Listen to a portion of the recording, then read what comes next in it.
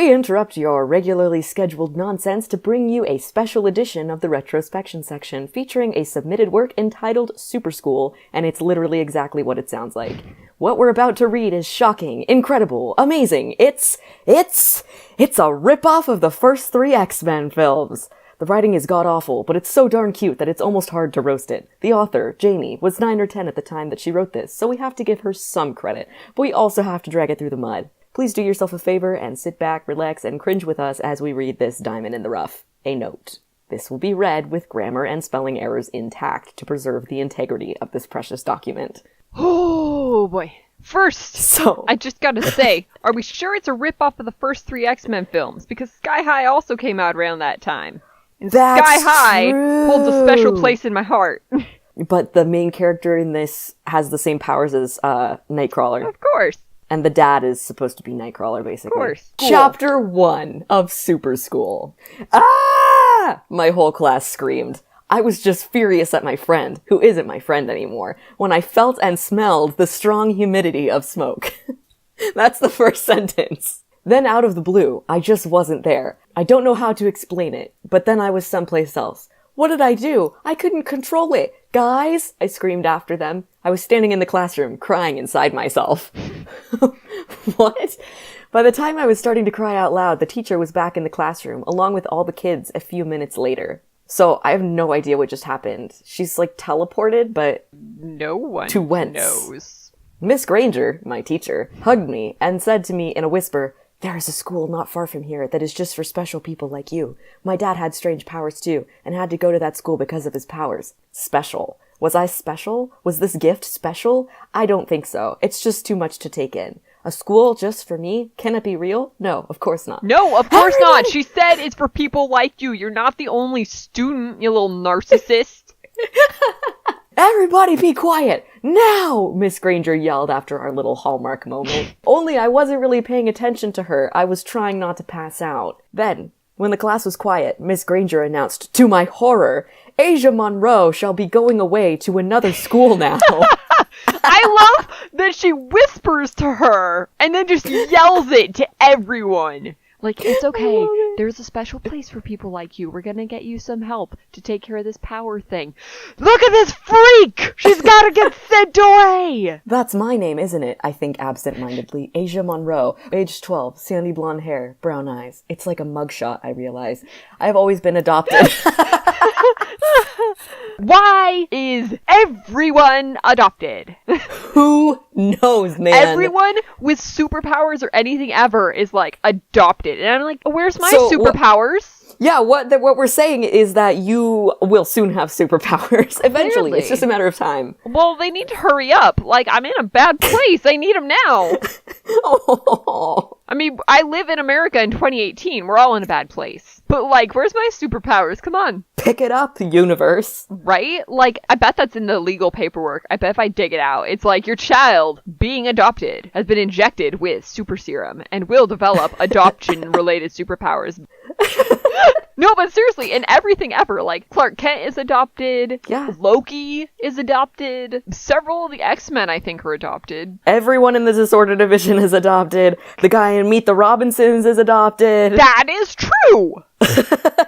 I don't know. I just don't understand why everyone with superpowers is always adopted. He killed 80 people in 2 days. He's adopted. It's like the most reasonable, like, lazy excuse. It really is, but now I just grow up feeling ripped off. Like, I'm adopted. When are my superpowers gonna come in, Mom? And she's like, Psych. Honey, I've got some bad news for you. Anyway, Asia Monroe. Adopted. I've always been adopted and can't remember my real parents, except his name. My real parents, except his name. So she can't remember her mom, but she can remember her dad. And that we lived in a circus. And that my God, he had it's the same Hawkeye. power. Oh my God, you're right. Or Dick Grayson. And that he had the same power as I have now. Which is what? Still spacing out. The Nightcrawler.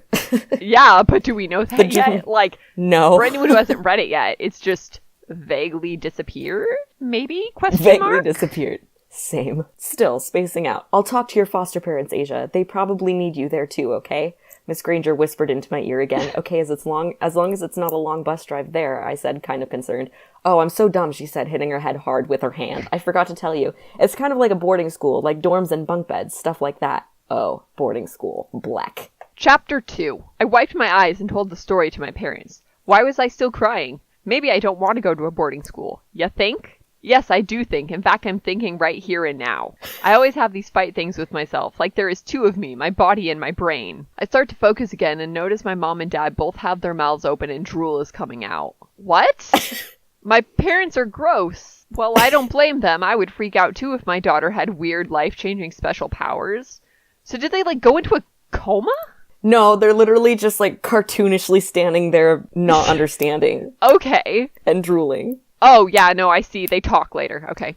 There we go again with the special thing again. What am I talking about? I'm not special at all. Coming back to Earth.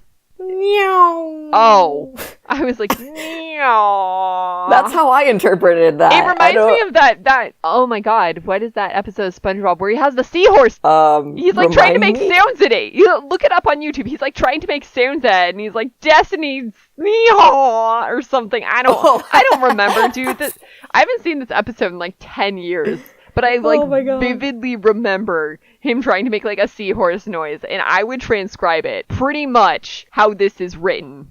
Lisa! Amazing. Anyway, coming back to Earth. Meow. Crash, burn, die. No, I'm not letting her go, and I don't believe in anything you say, my mom screamed. I didn't say we need your approval. We are going, Miss Granger said calmly back. My heart pumped in my chest like a stampede of buffaloes. Oh, my mom and dad said almost at the same time, and I mean almost. So, not exactly synchronized? Don't cry, I won't be far away, I said to comfort them. They just sniffled and nodded. I have never seen them cry before. Wow, what a mess. Tissues everywhere. I still don't get it that we are even talking to my parents when we aren't going to listen to them. Okay, you have fun now, my dad said like I was going to my old school. Baby, it's a bad school. Don't encourage it, Mom said, hitting Dad on the arm. She's going to a school that is good for her, Dad argued. In parentheses, don't ever argue with my mom. But she didn't get mad. Maybe she saw that was right. Okay, time to go, Miss Granger said impatiently. Bye, Mom and Dad. I'll miss you and I'll write or call, okay? I said, hugging them. I feel like I will never see them again. In parentheses, that's okay with me. Yay. What? Whoa. What's wrong with this kid? She's a sociopath, apparently. Chapter 3. We are here. I'm totally freaking out.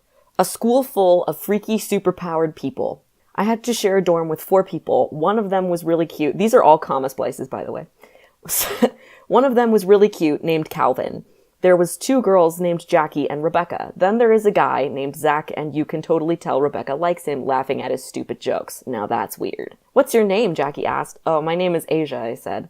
That's cool. My power is I have really cool smart powers. You know, I know a lot of things, Jackie said back. Except apparently not how to talk good. My power is I have really cool smart powers. Is it ironic smart powers? And my power is I can fly. It's cool, Rebecca said, excited. I have a power where, pokey things come out of my hands, Zach explained. Cool. What's your power, Calvin? I asked. Huh, me? Oh, I don't have a power. We don't know why I'm here, Calvin explained. It's like these people knew I would have a power in the future. Oh, that's interesting, I thought out loud. So my power is, oh, well, I don't know how to explain it, so I'll just show you, I said as I smoked, as I call it. Wow, they all said, astonished. Yeah, I said, not knowing what to say. That's weird. We haven't had a transporter around for, 6 years. That's really strange, Rebecca said, making a thinking face. So that's what they call it, transporting. What was their name? I asked curiously. Hey, what? Good for Jamie for using non-gendered language. As a 10-year-old, what was their name? Oh, yeah. I think Chaz, Rebecca said again. Oh my gosh, that's my dad, my real dad! In all caps. We used to work in the circus together when I was young. Do you know where he is? I asked, so excited with 5 O's. Yeah, actually I do. He left a note the day he left. He said he was looking for his lost daughter. He used to work here, I guess, after the circus, she replied. Oh my gosh, I have to go looking for him, I said, heading for the door. They won't let you out of the school. They might try to go to the police to track him down, but not you, Jackie said right as I was going out the door. Why? I asked. We don't know. I think for our protection, she answered. I'm going to ask them if they will track him down for me, I said, heading out the door again. It was dark in the hallway. I went down to the office and told them that Chaz was my dad and to find him for me. They just laughed and said, he's here in the school teaching math. What? What is it about young authors and everything is really convenient? My theory is that they don't know the convention that, like, conflict has to exist, or they're lazy and want to have, like, one sentence of conflict and then the thing happens. That's been my experience. I kind of feel like a third option going off the second one. Like, not necessarily lazy, but maybe they just want to write the parts they want to write. Yeah, so that's kind of what I meant, yeah. They would definitely know, having been exposed to other media, that conflict is, like, a thing that happens. Even, a 4-year-old watching, like, Snow White, or, like, Frozen, I guess, is more popular, knows there's some kind of conflict, and it's not just, I need to find my dad. Oh yeah, he's down the hall. I think it's kind of a combination of all those, because when I was this age and I was writing, and, like, there's some conflict, and, like, there's definitely, like, barriers to getting to the goal, but, like, I wanted to write... But they'll get resolved in, like, 3 paragraphs of battle. Yeah, exactly. Yeah. It's not like now where I enjoy writing the conflict and, like, the tough stuff that, like, putting through characters through... Yeah, and the build-up. Putting characters through pain and stuff. Like, I enjoy that now. But I think back when I was writing, it was more like I wanted to write the characters succeeding. Because kids definitely have a concept of conflict before you get what you want. I was playing make-believe with I think at the time he was 4, our cousin's son, and we were playing movie theater, right? So we're gonna watch Lego Batman. Okay, wait! We haven't got snacks. So we go get snacks. And this is pretend, right? We're not actually going to watch Lego Batman. We could have watched Lego Batman and we could have got snacks because it was on DVD and we had a kitchen. But we're playing pretend movie theater. So wait! Well, I've got to go to the bathroom before the movie starts. So he pretends to go to the bathroom. He has a sense of conflict and things getting resolved leading up to the big payoff, which is pretending to watch Lego Batman. That is really interesting, like, psychologically and within the technicalities of writing. Because, to me, I feel like, yes, young people have an idea of, characters want this, there's these barriers, and that's why they can't get it. Here's how they're going to surpass it. Rising action, climax, falling action, resolution. Like the basic plot. Yeah. But at the same time, like it becomes like disjointed. I feel like in the Generation series, like there's definitely like barriers, but there's it happens so quickly that it's like I had a concept of it, but I wasn't executing it well. Yeah, I think that's where it comes down to like practice and like observation and stuff. Anywho, let's go back to convenient dad teaching math. It was dark in the hallway. I went down to the office and told them that Chaz was my dad, and to find him I have to pause. What kind of name is Chaz? The only Chaz I can think of is Chucky's dad on Rugrats. It's short for Charles, right? Yeah. So, I want to know where Jamie got this name. Like, this is gonna be a name for a I went to the bottom of Google for searches related to Chaz to see if it would list more people, right? One of them is Chaz a real name? I feel like it was a thing back more in like the early 20th century, because when people's names are Charles, they'll sign it Chaz. Well, people also sign James as Jazz. I was literally just about to mention that because it reminds me of James Hook. I know, James Hook signs his name like that. That blew my mind. When I read Peter Pan, I was like, why is it Jazz? What kind of name is that? Jazz Hook. If his name was really Captain Jazz Hook. That's like the Wiz version of the Peter Pan musical. It's like his stripper name or something. Oh, bad form. Captain Jazz Hooker is my new favorite Peter Pan character. Anyway, we went from Chaz is short for Charles to Captain Jazz Hooker. And conveniently placed dad. It was dark in the hallway. I went down to the office and told them that Chaz was my dad and to find him for me. They just laughed and said that he's here in the school teaching math. I jumped up and down and said thank you. I went running down the hall until I reached the math room. He was in there and reading. I tapped on the door and he said come in without looking up from his book. When he looked up, he looked like he had lost his soul. Well, he had. Me.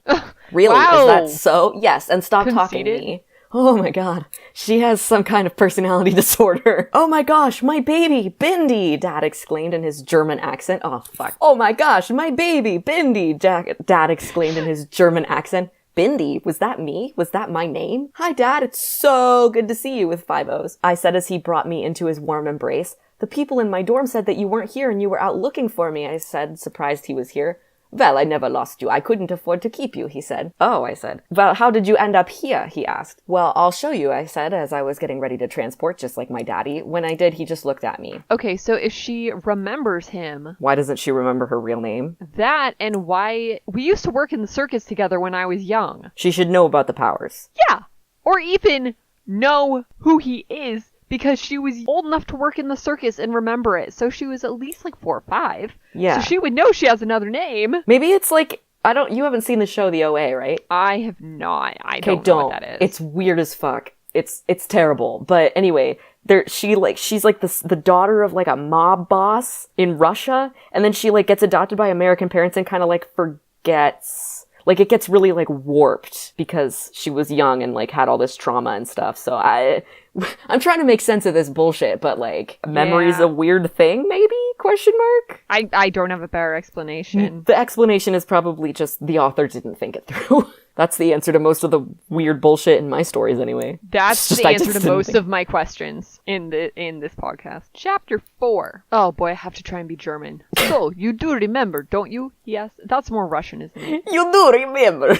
God, what do Germans sound like? Do you want me to do it? I have like a somewhat passing stereotypical German accent. Yeah. Be a bad German. I can be Reinhard Wilhelm. Okay, do it.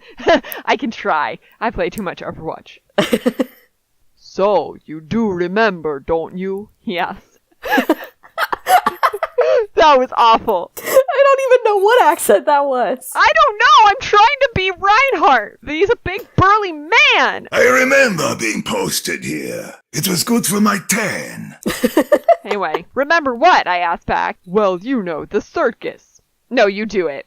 You do it. I'm like an Irish Russian. Yeah, you sound like Marcus from Borderlands. I do. That's probably what I'm channeling on. You want to hear a story, do you? If not, too bad. I'm telling you anyway. That's really...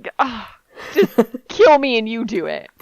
So you do remember, don't you? He asked. Remember what I asked back? Now I'm in the groove. You know, just whatever accent he gets, he's getting. It could be Irish for all we care. He's just getting a vague foreign accent. Well, you know, the circus. I lost my powers when I was 20 back then, and you have a big chance of losing your powers.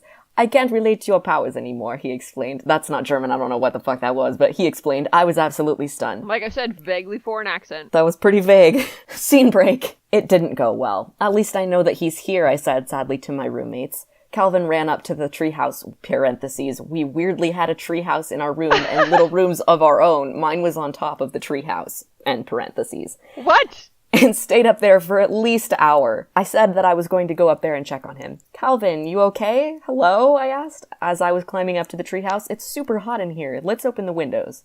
I opened the windows and saw that he wasn't breathing. And I tried everything, hitting his checks, meaning cheeks, and shaking him. Calvin, you okay? Wake up. Stay with me.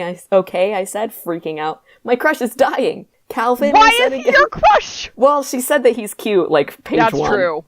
I said again as I tried kissing him on the cheek. Well, I got a response from that. He just shot stuff in my eyes. It totally hurt like you won't believe. I screamed, and someone came up as quickly as I got shot. About a minute later, I opened my eyes. It wasn't blurry or all black, but it was gray and black and white. This lady was wiping my eyes, and I asked her to stop. What did Calvin do to me? I practically screamed. You are now colorblind. He shot you with his power. Apparently, he got the power to have mind-controlling stuff come out of his eyes, she replied calmly. Oh my gosh. That sounds like a status effect in like a bad parody game. You are now colorblind. As like the little counter goes down. Yeah, exactly. You are over encumbered and cannot run. I ran to my room and cried. After a while, Calvin came in and said he was sorry. I wanted to tell you what caused me to go to the treehouse. My dad died by screaming at me. He got a heart attack and didn't survive. He got a heart attack and didn't survive. The last thing he said to me was, "You aren't me. I didn't think he would die," he said on the brink of tears. And it's okay. You don't have to say you're sorry. It's just, I couldn't bear to hear about your dad. That doesn't make any sense. Okay, whatever. None of it does. I'm gonna get that as a tattoo. He got a heart attack and didn't survive. It's going to be in a heart that is made of the words, "My dad died by screaming at me." That is such an incredible pair of sentences. I can't deal with this. My dad died by screaming at me. It would make sense if it was like his powers were like... Or he died while screaming at me. Yeah, literally he just screamed at him and died. Oh man, this might be my favorite thing we've read. Me too. Oh my god, okay. I never knew. Well, I want to tell you why you have these powers. You might know that you get powers from having strong emo. Oh, strong emo. I tried to say, but he interrupted me. Emotions. Yeah, I know. You kissed me on the cheek. I was still living, remember? Still breathing, he said. But you were knocked out. You weren't breathing, I said, trying to comfort myself. Oh, but I was, he said, mysteriously kissing me. OMG! Exclamation mark. Oh, okay. Why did he pass out? Why was he Because it was pretending hot to be... in the treehouse. Oh, okay, so then he was, like, pretending to be passed out and then was like, oh man, maybe she'll do mouth to mouth on me and then kiss. I don't know. I just assumed she pointed out it's super hot in here because he was, like, heat stroking to death. I actually have no idea. Chapter 5. Today we go to school. Well, Cal and I go. Oh, it's Cal now. Everyone... no! Wait! It's Cal! He just puts gel in his hair and Joe doesn't recognize his own brother. Everyone else gets to go tomorrow. I have no clue why. Well, see ya, I shouted over my shoulder. We'll be back maybe 3, okay? Okay, see ya, they all shouted back. Once Cal and I were alone in the halls, I asked, so you sure you really weren't breathing and just making this up? He gave me a, oh please like I wouldn't know what happens to my own body look. I've never really had a boyfriend before. Is it because we both have life-changing powers? He has bright blue eyes. You're now colorblind! Wow, that continuity though!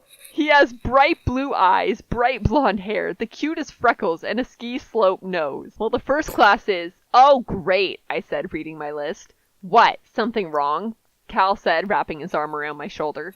Yeah, I'm in my dad's class, I said sourly. That's Chapter it. 6. That's the chapter. That's the whole chapter. Chapter 6. Hi, Dad, I said. He didn't say anything, like he didn't hear me.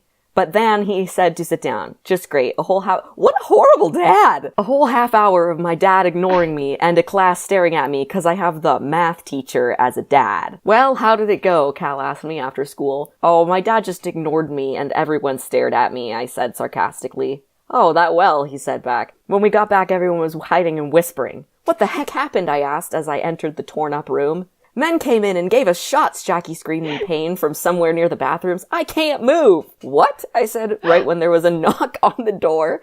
I looked through the peephole and saw men in weird orange suits. I think she means hazmat suits. Probably. I yelled at everyone to go to the hideout. There was a hideout for when we were in danger. I ran to the hideout myself, and we sat there for maybe 10 minutes when the footsteps stopped. I crawled to the hideout next. How big is this room? Yeah, there's rooms inside the treehouse inside the room. And apparently also hideouts inside the room the room. How big is this room? I crawled to the hideout next to us. Hi, you okay? I said calmly. Yeah, men came into our room and we ran, said the girl. I think her name was Roxy. I knew her power was style. Some people in my dorm said they gave them shots, I said to whoever was listening. Yeah, they were in our room messing everything up, even our beds, Roxy said. Okay, I'll be right back, I said, crawling into the next hideout. Hey, you okay, I asked? Yeah, said a person I didn't know. Okay, good, I said as I started to crawl to my own room. Did they come back, I whispered as I saw them looking up. Shh, they all said. Chapter 7. I heard the footsteps they heard. Then they stopped right above the hatch. It squeaked open. SQWECKED. You okay? My dad, the hatch opener, yelled in. I sighed in relief. Yeah, I said, recovering from that tense moment. I sighed in relief. I sighed in relief. Yeah, I said, recovering from that tense moment. He came down and said, I heard that you guys got shots. What?